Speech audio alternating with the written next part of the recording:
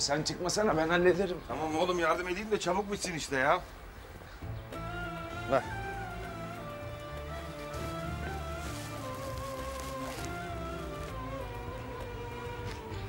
Eyvallah. Şunu da. Eyvallah kardeş sağ ol. Kolay gelsin.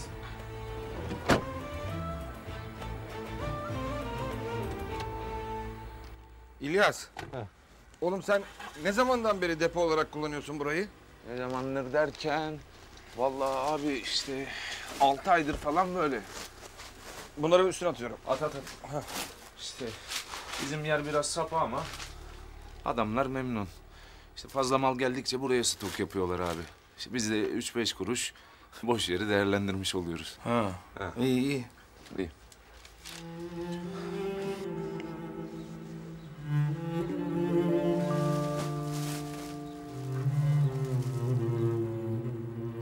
Allah Allah.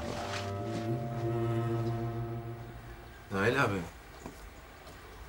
Abi. Ha? Sen iyi misin abi? Ha, yok iyiyim iyi.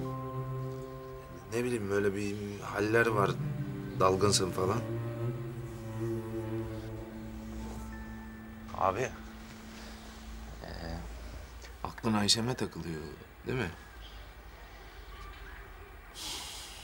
Ya işte kız babası olmak böyle bir şeymiş İlyas. Sen pamuklara sarıyorsun.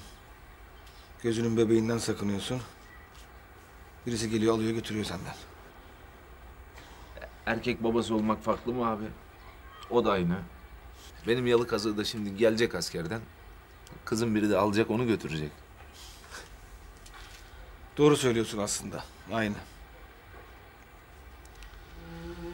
Başkası için kederlenecek. Başkasının sevincine ortak olacak. O aç mı tok mu diye ona evham yapacak.